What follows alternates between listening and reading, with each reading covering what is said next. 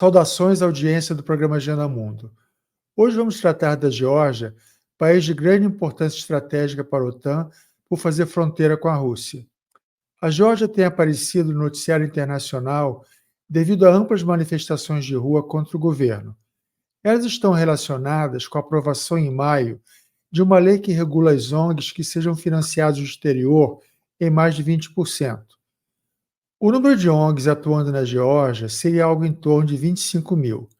Segundo artigo no The Grey Zone, a maior parte delas recebe financiamento do setor de inteligência dos Estados Unidos. Já haviam ocorrido conflitos de rua em 2023, quando o governo tentou aprovar o projeto pela primeira vez. A Rússia de Putin havia aprovado uma lei semelhante em 2012, e isso deu margem a acusações do governo ser pró-Moscou. A grande questão é se Estados Unidos e União Europeia farão de tudo para destabilizar o governo da Geórgia e talvez abrir uma nova frente na guerra da OTAN contra a Rússia. Para tratar desta e de outras questões, vamos receber hoje Rodrigo Monteiro de Carvalho, doutorando pelo Centro de Estudos Interdisciplinares da Universidade de Coimbra e mestre em História Comparada pela UFRJ. A dissertação de mestrado do Rodrigo foi orientada pelo professor Alexander Zebit, que abrilhantou o programa com sua entrevista sobre a questão ucraniana pouco antes de estourar o conflito, em fevereiro de 2022. Antes de começarmos, aproveito para pedir a vocês para darem os likes, divulgarem o programa, fazerem uso dos comentários para discussões sobre o tema e contribuírem para a TV GGN através da chave de Pix, jornalggn@gmail.com. Rodrigo, seja muito bem-vindo ao programa Agenda Mundo. Pode-se dizer que muitas das ONGs sediadas na Geórgia atuem de fato em defesa dos interesses do Ocidente? Você dispõe de informações sobre isso? Bom, para começar, não só na Geórgia, né? No mundo inteiro, esses interesses ocidentais, não só do Ocidente, mas outros interesses de outros países, mas sobretudo do Ocidente, se manifestam através de financiamentos de ONGs e outros organismos, alguns ditos filantrópicos, outros não. Mas é preciso separar o trabalho, o interesse externo de potências externas dos indivíduos que trabalham nessas ONGs. Muitos deles têm, de fato, posições pessoais e não estão necessariamente a serviço de uma potência estrangeira. Mas é fato que muitas dessas ONGs, se não a maioria, que são financiadas de fora, todo mundo que financia alguma coisa tem algum interesse por trás. Algumas são claras, são com financiamento explícito e claro. Por exemplo, a USAID, que é uma agência do governo americano para ajuda humanitária, que eles chamam, é bem explícito, eles oferecem ajuda pedindo contrapartidas, está claro isso. Agora, outras são menos evidentes. Algumas, inclusive, são fachadas da CIA, claramente. Embora você não veja isso em documentos oficiais, porque, obviamente, você não vai ter, você vê isso em vazamento de relatórios, vazamento de memorandos, e é bem claro que atuam como forma de ponta de lança dos interesses americanos, do Ocidente de forma geral, em determinados países, na Geórgia, com certeza. Não é de hoje. Eu perguntei isso porque recentemente saiu um artigo no The Grey Zone que falava que das 25 mil ONGs que atuam na Geórgia, uma boa parte estava ligada ao setor de inteligência norte-americano. Só não especifica quantos, mas diz assim que um grande número dessas ONGs. Né? Então, por isso foi o motivo da pergunta.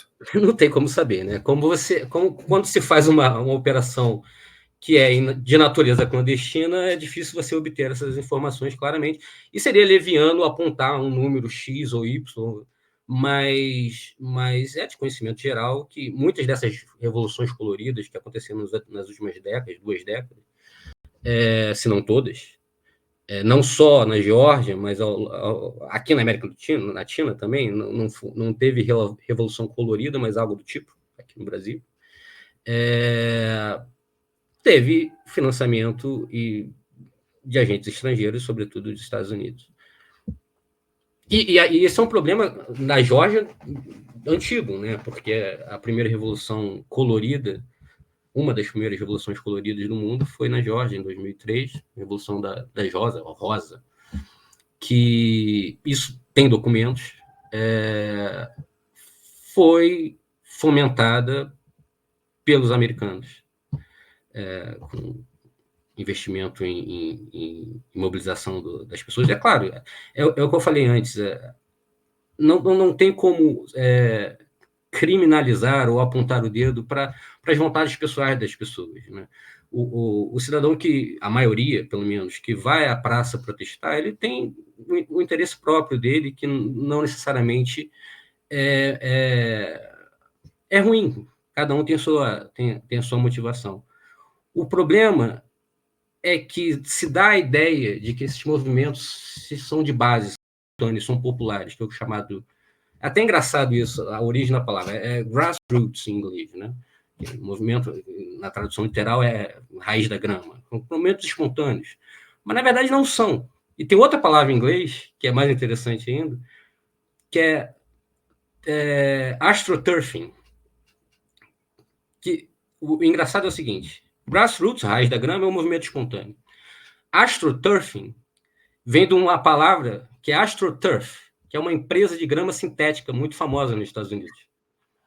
Então, é uma brincadeira de palavras. AstroTurfing é aquela que parece espontânea, aquele movimento que parece espontâneo, mas normalmente tem coisa por trás. Por isso que é AstroTurfing. É sintética, não é grama de verdade. Então, o sentimento do povo que vai protestar é legítimo. Mas por trás há uma manipulação sutil, né? Às vezes nem tanto sutil, que é um problema para os governos que estão postos, né? No caso da Geórgia, o governo atual tem uma espada sobre a cabeça o tempo todo, que é o próprio povo sendo estimulado a reagir. Então é complicado. Certo. Esse AstroTurf eu não conhecia, não. Grassroots eu conhecia a expressão, Grassroots eu não conhecia, não. Tá certo. Mas e com a importância estratégica da Geórgia, além, é claro, de tornar mais vulneráveis as fronteiras da Rússia, né? Aquela vizinha Rússia, né? Principalmente se o país entrar para a OTAN. Né? Você quer que coloque algum mapa aqui para ajudar? Você pode botar da região, que fica mais fácil. Tá, eu vou colocar aqui. Tá? Pronto. Ok, então eu coloquei esse mapa, né? Talvez você possa aí identificar melhor, então. Uhum. Então, a Geórgia de verde ali, claramente no centro, e os vizinhos. Aquela parte vermelha toda, que parece um monte de coisa separada, na verdade é uma coisa só, é a Rússia, né? Mas com as suas repúblicas e oblasts demarcados na fronteira. Essa região da Rússia é complicada porque, embora seja Rússia, cada pedacinho daquele em vermelho ali é habitado por uma nação diferente, né? Tem os chechenos, enfim, os ossetas do norte, alguns muçulmanos, outros cristãos, então é uma coxa de retalhos, mas todos pertencentes à Rússia. E embaixo daquele de vermelho estão os 3 países do Cáucaso do Sul, a Geórgia de verde, Azerbaijão de amarelo e a Armênia, que é a menorzinha, de rosa. Bom, a Geórgia é tão relevante quanto irrelevante, né? Ela não tem nenhum recurso natural significativo, é um país pequeno, com população diminuta. Se ela tivesse colocado em qualquer outro ponto do globo, talvez ninguém desse muita importância para ela. Mas a relevância principal da Geórgia é seu ponto estratégico, está colocado no ponto estratégico do mapa, que é a região do Cáucaso do Sul, que é uma encruzilhada de interesses e de povos. Então, a primeira relevância na perspectiva do Ocidente evidentemente, a sua proximidade com a Rússia. Dá para ver no mapa que a Geórgia está de verde, a Rússia de vermelho, e a Rússia a região sul da Rússia, do Cáucaso da Rússia, é pontilhada por diversos povos, que, embora todos pertencentes à Federação Russa, cada um tem uma religião diferente, alguns são muçulmanos, outros cristãos, são línguas diferentes, têm graus diferentes de autonomia, e é uma região que é dada a convulsões políticas, e a Geórgia está inserida nisso. Do ponto de vista do Ocidente, é interessante manter a Geórgia o mais próximo possível para manter a Rússia em xeque. É a mesma lógica da Ucrânia. A lógica do cercamento que a OTAN quer fazer, já vem fazendo há anos, de cercar a Rússia com forças ocidentais, a Geórgia é um ator principal relevante, né, nessa política. Agora, tem outras... a Geórgia é importante por outros fatores. A China tem interesse na Geórgia, a Rússia tem interesse na Geórgia, o Ocidente tem interesse na Geórgia. O interesse da China, por exemplo, é que a Geórgia faz parte, não só a Geórgia, né, metade do globo faz parte, no grande projeto, que já mudou de nome várias vezes, hoje é chamado de One Belt Initiative. Né, popularmente conhecida como Rota da Seda, Nova Rota da Seda. A Rota da Seda tem vários caminhos propostos, alguns já em prática, outros ainda em desenvolvimento. O primeiro é o marítimo, né, que vai pelo Oceano Índico para chegar nos mercados de Ocidente. O segundo é por terra, perdão, que atravessa basicamente a Rússia por cima, por ferrovias já instaladas. A ferrovia Transiberiana, por exemplo, é um eixo importante. Só que esse caminho foi prejudicado com a guerra da Ucrânia, porque com a Europa fechando as fronteiras com a Rússia, cortando as relações, esse caminho está, de certa forma, prejudicado. E o terceiro caminho por terra, que depois da guerra da Ucrânia ganhou ainda mais relevância, é o caminho que vai pela Ásia Central e pelo Cáucaso, cortando a região do Cáucaso e tendo a Geórgia como uma das rotas. Então, isso é de profunda relevância para a China, porque é uma forma de acessar os mercados ocidentais. Embora a China, nesse caso, não tenha muita influência política sobre a Geórgia, está longe, está distante, não tem a força militar ainda necessária para expandir o seu poder além do seu imediato entorno, mas sim, a Geórgia é importante para a China nesse sentido. Agora, de tudo, a Geórgia é mais importante pelo transporte energético. A Europa necessita de gás, como todos sabemos. O gás vinha quase em sua totalidade da Rússia, coisa que não vem mais depois da guerra. A Europa agora gasta muito e muito dinheiro extra que não precisava gastar importando gás liquefeito dos Estados Unidos, que, aliás, foi o grande vitorioso, pelo menos comercialmente, dessa guerra. E uma das alternativas a esse gás, petróleo também, mas sobretudo gás, que era produzido na Rússia, é o gás produzido no Azerbaijão, aquele paísinho em amarelo ali, que é um grande produtor de óleo e gás, mas que precisa caminhos para entregar esse gás para os mercados ocidentais. Um grande problema do Cáucaso do Sul é a não relação diplomática da Turquia com a Armênia, que também dá para ver no mapa, a Armênia de rosa e a Turquia ali. A Turquia não tem relações diplomáticas com a Armênia, e mais que isso, não tem fronteiras abertas com a Armênia. Então, aquela fronteira, que seria o caminho lógico do Azerbaijão para a Turquia e daí para o resto da Europa, pela Armênia, é um caminho que está fechado. Aquela fronteira não funciona nem para trânsito de pessoas, nem de bens. Então, o único caminho que resta do gás e do petróleo do Azerbaijão para o resto da Europa é pela Geórgia.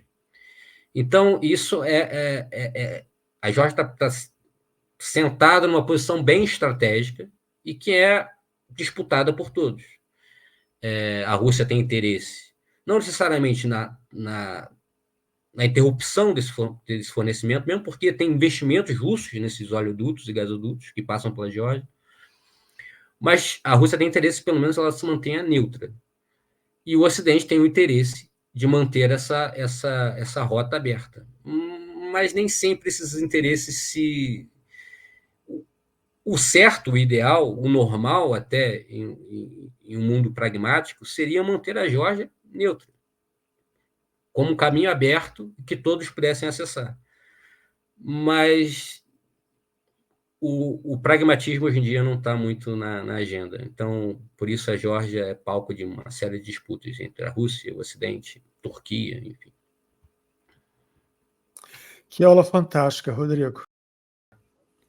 Bem, o Partido Georgiano vem sendo acusado de ser pró-Rússia, mas o Carnegie Endowment for International Peace, o Fundo Carnegie para a Paz Internacional, que é um importante think tank estadunidense, fez um relatório em que desqualifica as acusações de que o sonho georgiano esteja favorecendo a Rússia.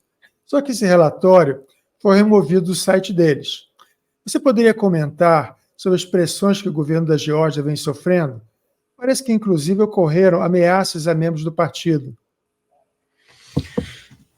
Para começar, o sonho, o Georgia Dream, né, o sonho georgiano, que é o partido que está no poder agora, já há algum tempo, não é um partido pró-Rússia, nem um partido pró-Ocidente. É um partido pragmático. Ele sabe, com todos os defeitos do partido, é um partido grande que abrange muita gente de vários aspectos políticos. É um grande saco de gatos, na verdade, mas que tenha o lado positivo de tentar não criar grandes atritos nem com a Rússia, nem com o Ocidente, embora ultimamente tenha conseguido criar mais atritos com o Ocidente do que com a Rússia. Mas não é um partido pró-Rússia. Ele é um partido que surgiu depois de anos de um devaneio ultraliberal que a Geórgia viveu, de 2003 até uma metade da década seguinte, que foi prejudicial, sobretudo, para os mais pobres na Geórgia. Criou um caos econômico e, sobretudo, as populações rurais da Geórgia, que foram mais beneficiadas com a estabilidade que o pragmatismo do sonho georgiano trouxe, são muito fiéis a esse partido e refratários à volta do liberalismo, como é um movimento mais urbano na Geórgia. Tbilisi, que é a capital, onde se vê os grandes protestos para adesão à União Europeia e tudo mais, onde está concentrada a maior parte dos simpatizantes da volta do liberalismo. Mas assim, nem tudo são flores, né? O sonho georgiano, embora seja pragmático, tenta manter a Geórgia como um país minimamente estável. E para conseguir essa adesão das camadas mais populares e rurais, ele se utiliza daquilo que a gente conhece aqui também, no mundo inteiro agora, a chamada defesa dos valores tradicionais. Então, ataques contra a comunidade LGBT, contra avanços dos direitos das mulheres, enfim, esse tipo de coisa que tem muita ressonância especialmente naquela região, faz com que seja difícil a remoção deles do poder, porque isso dá um bom apoio popular. Não só o lado econômico, que é uma coisa boa, mas também um lado reacionário. Então, assim, lá e cá. Tá. E sobre as ameaças que membros do governo sofrem, uma dessas ameaças explícitas, que há controvérsias, cada parte diz uma coisa, foi uma ligação entre o primeiro-ministro georgiano e o comissário da União Europeia para o alargamento, né? Que eles têm um comissário específico para a expansão da União Europeia. Segundo o primeiro-ministro, Kubakidze, ele disse que foi ameaçado pelo comissário de ter o mesmo destino que o Robert Fico, que é o primeiro-ministro da Eslováquia, que esse sim, abertamente pró-russo, e que sofreu um atentado a tiros esse ano ainda, alguns meses atrás. Isso é nas manchetes, apareceu muito na televisão isso, né? Sim, nas manchetes. Ele ficou em estado grave no hospital, mas se recuperou. E segundo o primeiro-ministro georgiano, foi uma ameaça clara que ele poderia ter o mesmo destino do primeiro eslovaco caso não acatasse as recomendações da União Europeia. Assim, não se sabe até onde isso é um jogo de cena do primeiro-ministro, mas o que é claro é o seguinte: sendo uma ameaça física ou não, a chantagem ocidental é evidente. Então, por exemplo, não só sobre os membros do governo, mas como o país como um todo. E é uma chantagem explícita, clara, nas manchetes do jornal. Então, se a Geórgia ou qualquer outro país passar ou ameaçar passar legislação que é da competência delas como país, que desagrade potências ocidentais, sobretudo os Estados Unidos, a União Europeia vem a reboque. Vai sofrer consequências. Então, os Estados Unidos já ameaçou sanções contra membros do governo georgiano por causa disso. Até aí se restringe a membros do governo, mas ameaçou corte de laços econômicos, corte de fundos, aumento de tarifas. Então, assim, é uma chantagem explícita. Ou você faz aquilo que a gente quer, ou você vai sofrer consequências. E não só o governo, o povo da Geórgia, como um todo. Porque se você põe sanções ao país ou corte de financiamentos que são importantes, especialmente para um país que tem poucos recursos, é uma chantagem contra um povo inteiro. Então, mais importante do que essa discussão se tem ameaça ou não de atentado, é uma ameaça a um país inteiro, a uma população inteira. Certo. Agora, vamos considerar, né, que seja possível que numa próxima eleição, né, que vença o partido que agora está na oposição, que é o MNU, o Movimento Nacional Unido, que é o partido do ex-presidente Mikhail Saakashvili, que se encontra preso, né, e que ele era ostensivamente pró-OTAN. Né? Então, se isso ocorrer, existe a possibilidade que o país entre para a OTAN, né? E aí seria aberta uma nova frente de confrontação com a Rússia. Né? Quando estava lembrando que quando estava no poder, né? Ele tentou entrar para a OTAN, o Saakashvili, né? Mas naquela época, em 2008, a própria OTAN foi contra. Né? Só que na circunstância atual, com a guerra na Ucrânia e tudo isso, eu acho que dessa vez o Ocidente coletivo, né, a OTAN, né, ficaria bem satisfeita em aceitar o ingresso, né, da Geórgia. Né? Então, você considera que essa possibilidade de que o MNU realmente volte a solicitar o ingresso na OTAN e que seja efetivado? Caso ele vença a eleição, é claro, né? Uhum. Bom, tem duas coisas. A volta ao poder do grupo do Saakashvili, que é um ex-presidente georgiano, primeiro-ministro e presidente, ele foi os dois, e a entrada na OTAN. Quanto à volta do Saakashvili, eu acho improvável que ele, pelo menos no curto prazo, porque é inegável que o sentimento anti-russo na Geórgia é muito grande. Mas isso não necessariamente se traduz em sentimento pró-Saakashvili. Ele é uma figura muito problemática que chegou ao país depois da Revolução Rosa, né, que foi uma dessas revoluções coloridas estimuladas pelo Ocidente. Chegou no poder em 2003, implementou uma agenda ultraliberal que favoreceu alguns poucos, mas não foi bem vista pela grande maioria, tanto é que o partido que sucedeu ele, Sonho Georgiano, tem uma base sólida de apoio popular. Entrou numa guerra contra a Rússia, completamente sem propósito, que foi perdida em 5 dias, e cometeu crimes, depois fugiu para ser governador de Odessa, na Ucrânia, uma coisa... Imagina, um ex-presidente de um país sai para outro país para ser governador de outro... assim, ele não é uma figura benquista na Geórgia. A parte da minoria, que tem uma minoria barulhenta que apoia ele, claro, mas eu acho pouco provável que o grupo dele volte ao poder, a menos que se afaste dele. Assim, é possível que um grupo pró-Ocidente mais liberal volte ao poder, certamente, mas talvez não Saakashvili. Agora, quanto à adesão da OTAN, eu acho mais problemático do que parece. Assim, na verdade, nunca foi intenção do Ocidente absorver a Geórgia na OTAN.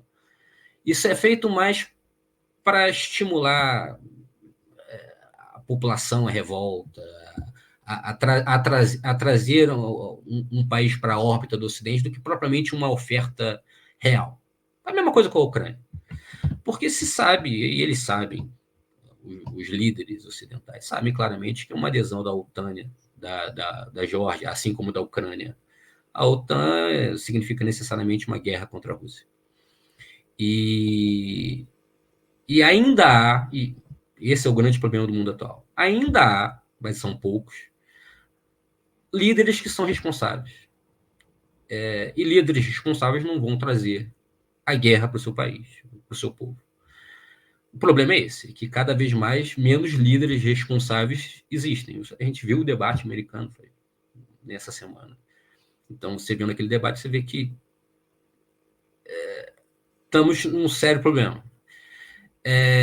Mas ainda assim, a ideia de trazer a Geórgia para a OTAN não é uma ideia factível, sobretudo porque há uma regra na OTAN que impede que países com questões internas a ser resolvidas, conflitos em andamento, como é o caso da Ucrânia e como é o caso da Geórgia, impede que esses países acedam à OTAN. Eles têm que resolver primeiro os problemas deles e depois entrarem na OTAN. É claro que isso pode ser resolvido numa canetada, mas acho pouco provável. Então, isso é mais para manter a Rússia em xeque do que propriamente uma oferta de adesão. Eu estava me lembrando, né, de uma figura sinistra da Geórgia, né, que teve uma influência muito grande na mudança de regime que ocorreu na Ucrânia, né, que é não sei nem pronunciar bem o nome dele, é Mamuka Mamulashvili, né, que foi conselheiro militar exatamente do ex-presidente Mikhail Saakashvili, né. Ele teve participação direta na morte de quase 50 pessoas na Praça Maidan, em Kiev, na Ucrânia, quando, em fevereiro de 2014, franco-atiradores dispararam contra a multidão. Os protestos, então, escalaram e levaram à queda do presidente Viktor Yanukovych, e no que ficou conhecido como Revolução ou Golpe Euromaidan. A subsecretária de Estado do Barack Obama, a Victoria Nuland, ela participou, ela teve presença naqueles protestos, e por isso eu prefiro usar o termo golpe Euromaidan, né, e não revolução, porque teve aí uma interferência dos Estados Unidos. E aí eu fico, às vezes, pensando que uma operação desse tipo, bandeira falsa, como ocorreu na Praça Maidan, né, para culpar o governo, né, pudesse acontecer também na Geórgia, né, para ter uma mudança desse regime, né, para tirar o Partido Georgiano do poder. Aí quem entraria no lugar é uma outra questão. Se não for o Movimento Nacional Unido, então seria um outro grupo que seria fortalecido. E também a possibilidade de disseminação de fake news. Aí entram as ONGs, né, que estão ligadas ao setor de inteligência do Ocidente, né? Bom, essa é uma questão que eu penso um pouco dessa forma. Não sei se você considera também assim ou não, essa possibilidade, né, de um atentado de bandeira falsa para desestabilizar o governo. Antes de mais nada, eu queria dizer o seguinte: nem a Rússia, nem o Ocidente, me parece, nenhum dos dois tem uma intenção clara de prosperidade para a Geórgia, ou para esses países que eles se metem. Então, quando o Ocidente, como no caso da Ucrânia, com o que você chama de golpe no Euromaidan em 2014, que, claro, um golpe, a intenção ocidental não era criar uma democracia liberal, pujante, não, era criar o caos. E conseguiram. Da mesma forma, a Rússia, quando promove os regimes separatistas na Geórgia, vamos falar talvez mais tarde, a intenção não é salvaguardar a liberdade, né? É criar um empecilho para a Geórgia se virar ao Ocidente. Então, assim, os dois trabalham no caos.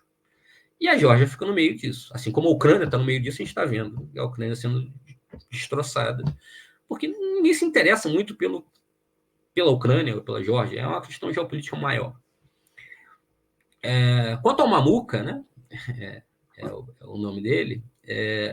O Mamuka é um daqueles sujeitos... É um senhor da guerra, né? Hoje ele é comandante tem uma coisa chamada Legião Georgiana, que luta na guerra da Ucrânia, pelo lado ucraniano, claro, contra os russos. Ele é um fervoroso anti-russo. Ele mesmo diz que luta contra os russos desde os 14 anos. Então, uma vida inteira contra os russos. E esse sujeito foi responsável, um dos responsáveis, ele esteve envolvido no ataque, como o senhor disse, do Euromaidan, que foi um ataque a tiros contra protestos pró-Ocidente, ou seja, matou seus próprios partisãos, né? Mas como uma bandeira falsa, né? É o false flag, se chama. Depois de você criar esse tumulto, matar a gente, ficou insustentável. Os protestos aumentaram, com a anuência americana. Tanto é que, logo depois disso, o governo caiu e o primeiro país prontamente a reconhecer o golpe, né, a transferência de regime, foi os Estados Unidos. Então, assim, é evidente que há uma orquestração por trás, mas é uma coisa nefasta, você matar seus próprios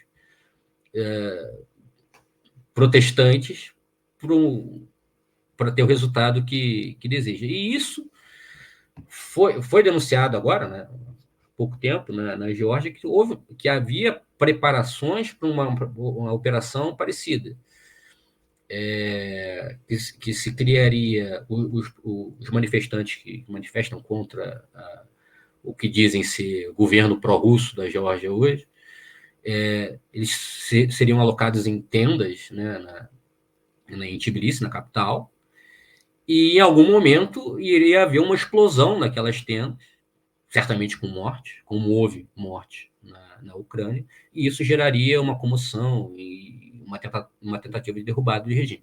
Se isso é verdade ou não, isso foi uma denúncia do próprio governo, que esse plano estava em ação. Se isso é verdade ou não, é impossível saber nesse momento. O que podemos saber é o responsável o que seria responsável por isso já fez isso antes. Então, capaz de fazer uma ação como essa, certamente ele seria. E é um problema para qualquer país, mas especialmente para países pequenos que não tem uma força militar relevante e segura, coesa e controlada pelo governo. É um problema você ter um grupo paramilitar que ele comanda um grupo paramilitar que hoje está na Ucrânia, mas pode voltar a qualquer momento. É complicado você ter um grupo paramilitar que pode praticar seja lá o que for. Então, e é uma figura meio incontrolável, porque ao mesmo tempo que ele é um senhor da guerra, com armas, ele tem um certo apoio da população, porque é uma espécie de herói anti-Rússia. E o povo georgiano tem um sentimento anti-Rússia forte. Tá, então eu gostaria de tratar agora da questão da Abcásia e da Ossétia do Sul, regiões autônomas que se separaram da Geórgia no início dos anos 90 através de conflitos armados. Você abordou esse tema na sua dissertação de mestrado de uma forma bem abrangente. Que aspectos você gostaria de ressaltar em relação à busca dessas regiões por maior autonomia e independência? Certo. Bom, essas duas regiões, assim como outras regiões na antiga União Soviética, que depois da desintegração, são frutos primeiro, da má gestão de pessoas durante a União Soviética, tirando pessoas de um canto, botando em outro, mas também do nacionalismo exacerbado que floresceu por toda a ex-União Soviética na época da sua desintegração. Então, a Geórgia, como ex-república soviética, na época em que ela pertencia à União Soviética, era um país com diferentes povos que viviam no mesmo território, mas que havia relações familiares, havia casamentos entre povos de diferentes etnias, viviam, assim como a Armênia e Azerbaijão, que hoje estão em guerra, viviam todos em uma relativa paz, assimilados a um bem maior, que seria o projeto comunista. Né? Bom, Então, a Geórgia é uma coxa de retalhos de diversas etnias, mesmo os que se autodenominam georgianos, eles próprios têm línguas, são divididos em subgrupos diferentes, com línguas ou dialetos diferentes. Agora, dois desses grupos, e agora talvez o mapa possa entrar, dois desses grupos que tinham uma certa autonomia política durante a União Soviética, ainda que fizessem parte da República Socialista Soviética da Geórgia, na época da independência e do afloramento do nacionalismo, tanto Geórgia como deles próprios, entraram em conflito direto com o governo central da Geórgia, porque a autonomia que eles mantinham durante o regime soviético estava sendo ameaçada.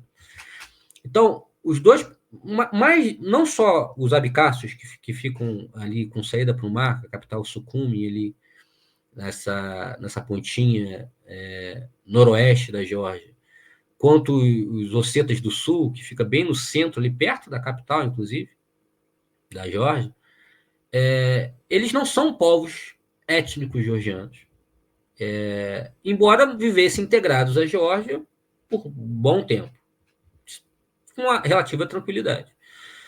Com a queda da União Soviética e o nacionalismo de todos os lados aflorando na região, ficou insustentável que as duas entidades, ou no caso as três, né, os abcásicos, os ossetas e os georgianos, vivessem no mesmo país, porque não tinha o entendimento de todas as partes de que era possível uma convivência pacífica.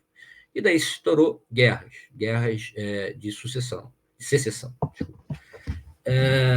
Isso no começo dos anos 90. A Rússia, claramente,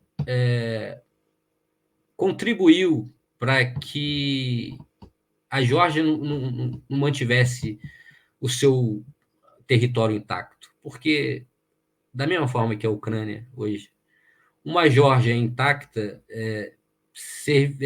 poderia sair da esfera de influência da Rússia mais facilmente. E isso é um ponto crucial para a Rússia. Os países, suas fronteiras, as repúblicas soviéticas, precisam estar na órbita de influência da Rússia. Por uma questão de segurança. Assim, não é porque os russos são maus. Toda grande potência faria a mesma coisa no seu entorno imediato, assim como os Estados Unidos fazem, enfim. Então, é do interesse da Rússia manter a Geórgia sob cheque. Então, uma das formas que eles aproveitaram era dando respaldo para essas secessões que ocorreram tanto na Abcásia quanto na Ossétia do Sul, no começo dos anos 90.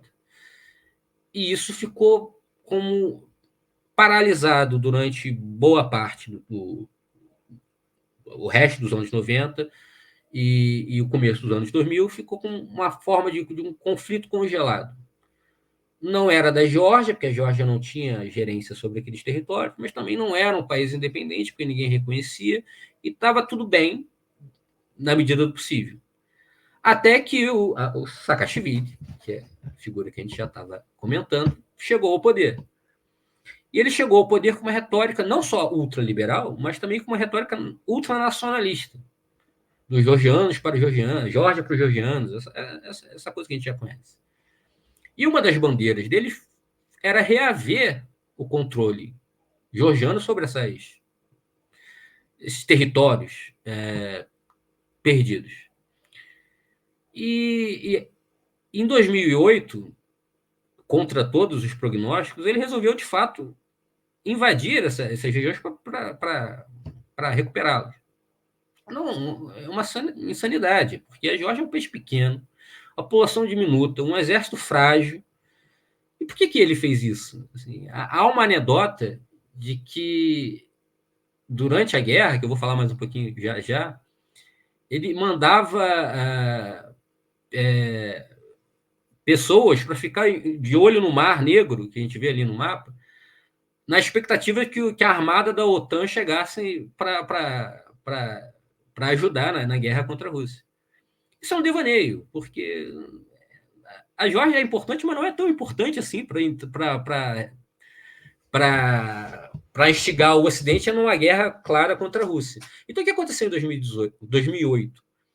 Ele mandou tropas para a Ossétia do Sul e para a Abkhazia para recuperar essas regiões, mas prontamente, no mesmo dia, a Rússia respondeu e enviou tanques que rechaçaram os georgianos e não só rechaçaram os georgianos das regiões da Abkhazia e da Ossétia do Sul, como cercaram a capital, Tbilisi, e em menos de 5 dias a Geórgia capitulou, como era evidente. A Geórgia não é a Ucrânia. A Ucrânia é um país grande, com 40 milhões de pessoas, ou tinha, pelo menos, hoje em dia georgia menos. Né? Mas 40 milhões, a Geórgia não, é um país pequenininho. Ela não tem força militar suficiente para fazer qualquer tipo de frente à Rússia. Então, isso foi um desastre nacional, você perdeu uma guerra. Não só você perdeu definitivamente, o que parece ser, o controle sobre aquelas duas regiões, como você teve tropas russas cercando a sua capital em 5 dias. Então, é uma desgraça nacional. E que ele ficou conhecido por isso. Então, essa é uma das razões por ele não ter um suporte tão maior do que ele tem hoje na sociedade georgiana, porque ele é responsável por um fracasso, na esperança de que o Ocidente viesse em seu socorro, coisa que não aconteceu e dificilmente vai acontecer. Agora, você percebe alguma semelhança ou diferença na forma como a Rússia se portou nesse caso, comparado de Abkhazia e a Sete do Sul, comparado quando Donetsk e Lugansk, aquelas regiões que se separaram da Ucrânia e depois se incorporaram à Federação Russa? Assim, a semelhança é o que eu disse antes. O interesse da Rússia é manter essas regiões próximas em xeque. Então, você pode fazer isso por relações comerciais, como é o caso com o Azerbaijão, por exemplo. O Azerbaijão é um país que gosta de se voltar ao Ocidente, mas sabe que as dependências, os laços comerciais com a Rússia também são importantes. Então, ele se mantém ali como um país não pró-Rússia, mas neutro. Coisa que não é um problema para a Rússia. O problema é quando esses países da antiga União Soviética se voltam contra a Rússia ou atendem a interesses externos que não são interesses da Rússia. Isso é um problema. Tanto no caso da Geórgia como no caso da Ucrânia, uma solução para evitar que esses países fossem absorvidos pelo Ocidente, quando falo Ocidente é a OTAN, porque é importante notar o seguinte, a Rússia não tem problema necessariamente com a União Europeia. Se a Geórgia quisesse virar parte da União Europeia, que é uma aliança política, comercial, mas não militar, não seria, obviamente, não é o maior interesse da Rússia que isso acontecesse, mas não seria um problema. Porque a União Europeia não é uma ameaça à Rússia. A OTAN é. A OTAN não é uma aliança comercial, né? É uma aliança militar. Haveria mísseis na Geórgia apontados para o flanco sul da Rússia. Isso é inaceitável para qualquer potência. Então, ela usou tanto a região separatista na Geórgia como a região da Nova Rússia, Lugansk e Donetsk, Donbass, né? Como forma de manter aquelas duas repúblicas, Geórgia e Ucrânia, em xeque. O problema, e aí entra a diferença, o problema é que abcásios e ossetas não são russos. Tem população russa lá? Tem, mas não são russos. Os habitantes de Donbass são. Eles são, em sua maioria, falantes de russo, étnicos russos, olham para a Rússia como a pátria-mãe. Então, até o sentimento da própria população interna na Rússia é diferente. Então, por isso que a Geórgia nunca vai recuperar militarmente a Abkhazia e a Ossétia do Sul. Mas não é completamente afastada a hipótese que no futuro, não próximo, talvez distante, haja uma negociação diplomática para que a Rússia ceda e reincorpore essas duas regiões, claro, com alguma autonomia, a Geórgia, porque não são russos. Agora, o Donbass não, o Donbass são russos, e a Rússia já anexou essas regiões à própria Rússia. São oblastes russos, no caso, repúblicas da Federação Russa. A relação da Rússia e do povo russo com as pessoas do Donbass é diferente, é mais profunda, e dificilmente eles vão servir de moeda de troca para qualquer tipo de acordo. Um acordo para cessar fogo na Ucrânia, ou paz que seja, embora menos provável, pode, e certamente haverá concessões de ambos os lados, mas acho que a devolução dessas regiões do Donbass para a Ucrânia está fora da mesa.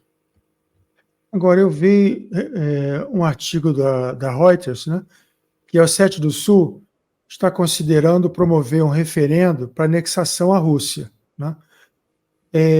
Aí, no caso, como é que você vê essa questão, né? Em termos de reação da Geórgia, dependendo de quem esteja partindo no poder, e a própria Rússia, né, se teria interesse em promover efetivamente que ela se tornasse, né, um novo membro da Federação Russa, né? E, no caso, a Abkhazia pode seguir no mesmo caminho. Eu não vi nada a respeito, mas nada impediria também, né? Acho que o interesse da Rússia é o principal motivador aí. E eu não falei isso antes, mas há uma diferença entre a Abkhazia e a Ossétia do Sul. A Abkhazia tem saída para o mar, embora pequeno, tem uma população relevante. É um país que, independente por completo, ele precisaria do apoio externo para sobreviver, mas é um país minimamente viável como entidade independente. A Ossétia do Sul, por sua vez, não é. Não tem saída para o mar, é uma população muito diminuta. Ela depende exclusivamente, agora, hoje, que não tem relações comerciais com o Sul, com a Geórgia, com o resto da Geórgia, no caso, como queiram, ela depende exclusivamente das relações com a Rússia. Ela é uma parte da Rússia fora da Rússia. E mais que isso, a Ossétia do Sul, como o próprio nome diz, é do Sul. Existe uma Ossétia do Norte. No mapa dá para ver, a Ossétia do Sul está em azul, ali no meio da Geórgia, e a Ossétia do Norte, a Alânia, né, que são a Ossétia do Norte / Alânia. A Ossétia do Norte, que está em vermelho, é parte da Rússia. Então é um povo só dividido por uma fronteira. Alguém traçou aquela fronteira em algum momento da história que separou esse mesmo povo em duas partes, né? Então tem todo sentido o pleito da Ossétia do Sul em ser absorvido para a Rússia. Acho que a Abcácia, os líderes da Abcácia teriam dúvidas se era do interesse deles ser absorvidos pela Rússia ou continuar como uma entidade independente. A Ossétia do Sul não tem essa questão. Eles prefeririam fazer parte de uma grande Ossétia. E não seria mais nem do Sul, e no Norte seria só Ossétia. Agora, isso esbarra no interesse da própria Rússia. Como eu falei, eles não são russos. A vontade do povo russo de proteger os seus compatriotas, que vemos claramente no Donbass, não se aplica necessariamente ao Ossétia do Sul. Não que eles se afastem ou virem as costas, mas assim, a Rússia se desfazer do Donbass criaria um problema tão grave interno na Rússia que se desfazer do Ossétia do Sul não teria. Talvez não fosse bem visto, mas essa comoção não aconteceria.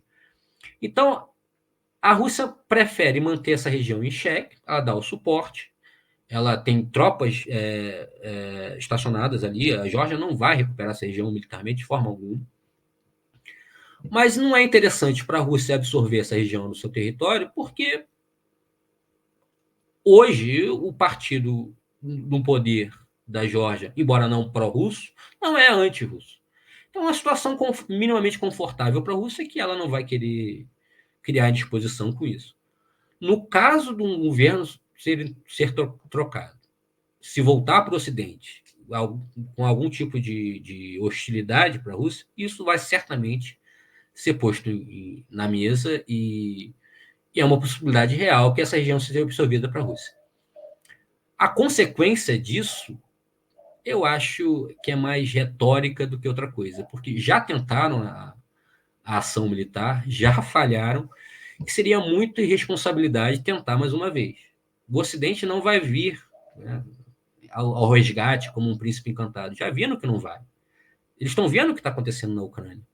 Então, qualquer governante, mesmo liberal, mesmo pró-Ocidente, que for minimamente responsável, não vai cometer essa sandice. Ou, pelo menos, espera-se um comportamento racional dessa gente. Certo. Bom, estamos chegando quase ao final do programa, né? Então, eu aproveito para renovar o pedido para vocês darem os likes, divulgarem o programa, fazerem uso dos comentários para discussões sobre o tema e contribuírem para a TV GGN através da chave de Pix, jornalggn@gmail.com. Né?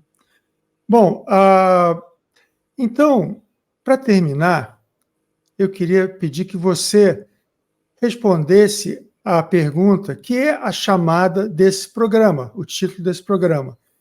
Existe o risco da tragédia da Ucrânia se repetir na Geórgia? Certamente, mas de uma forma diferente.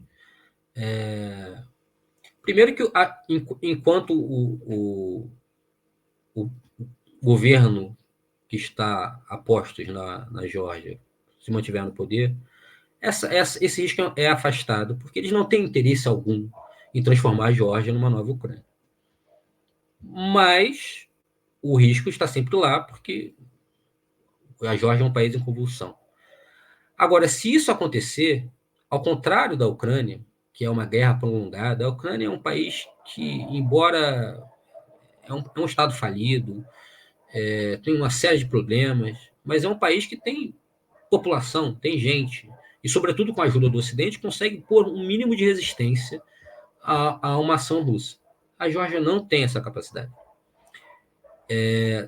Caso ocorra a irresponsabilidade de se abrir uma nova frente contra a Rússia no Cáucaso do Sul, essa guerra vai ser, como em 2008, resolvida muito rápido.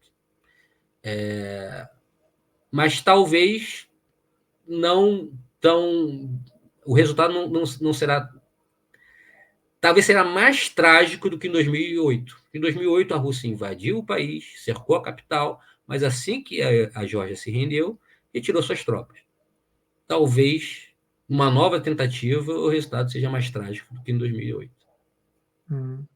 Agora, eu queria lembrar também que a Ucrânia, né, quando a Rússia enviou tropas para tomar a península da Crimeia, né, a Ucrânia não teve condições de esboçar nenhuma reação. Né?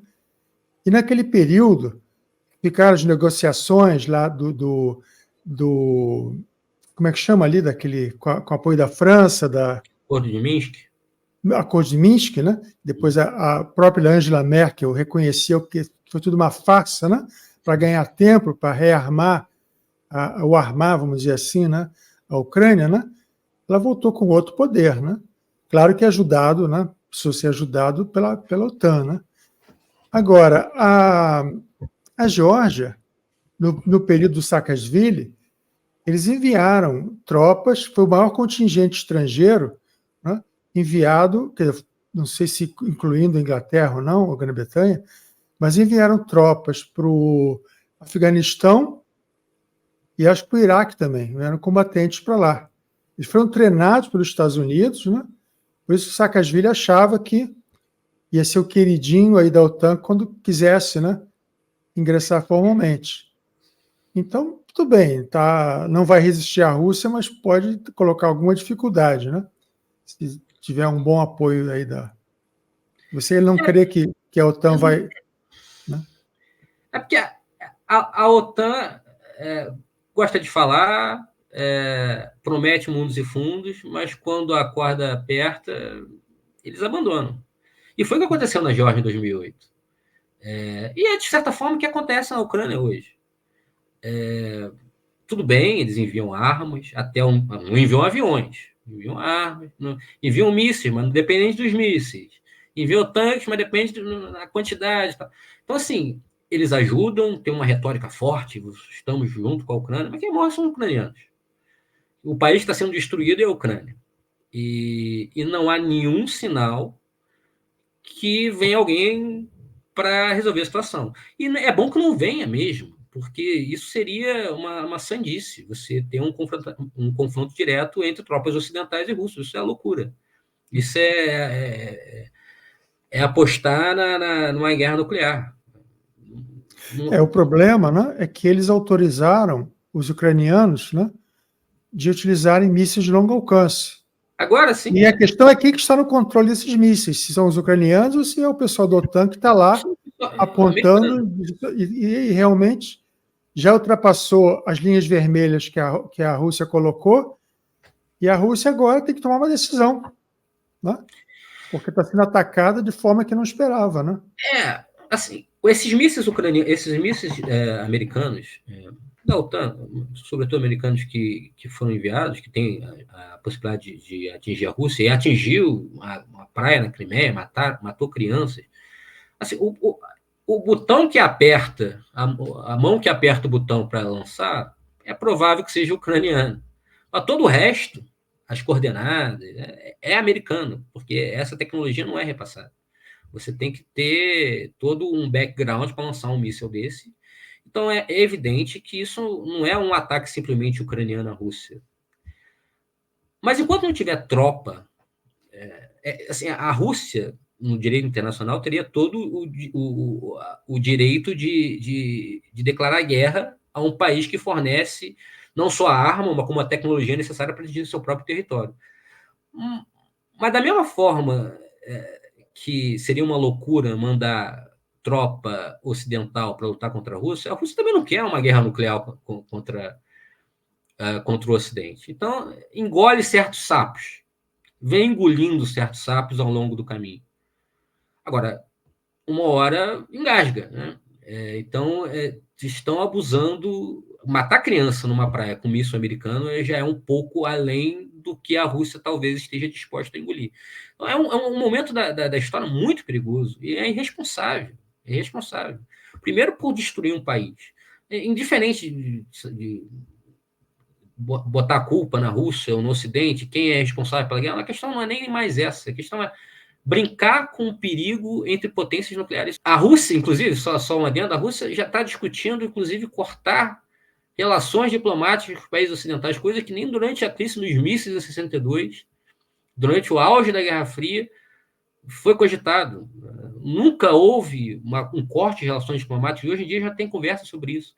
Ou seja, estão vivendo talvez um período mais complicado, mais perigoso do que no auge da Guerra Fria, por pura irresponsabilidade de ambos os lados, mas sobretudo do Ocidente. Porque se a Rússia fosse um pouco mais responsável, essa guerra já tinha cuspido para fora das fronteiras ucranianas. Rodrigo, tem mais algum ponto que você queira levantar? Da minha parte, eu estou bastante satisfeito com a não ser que você queira trazer mais algum ponto que eu não cobri. Não, acho que o Cáucaso é uma região muito complexa. É difícil você abraçar tudo em uma hora e talvez numa vida inteira. Mas a questão é os grandes líderes mundiais, eu não estou isentando os russos, não. Os ocidentais e os russos, porventura os chineses vão entrar nessa brincadeira também, brincam demais com gente, com o povo, em nome de interesses geopolíticos. No final das contas, são ucranianos morrendo. E podem ser georgianos morrendo, que morrerão mais rápido, mas, de qualquer forma, são pessoas que são usadas de peão para interesses maiores. É verdade que a história do mundo sempre foi essa, mas hoje a gente está brincando muito perto do fogo. Bom, então, agradeço muito pela sua presença, né? Vamos acompanhar os novos desenvolvimentos no sul do Cáucaso, né? Também me despeço da audiência. Né? Tá certo. Muito obrigado pelo convite.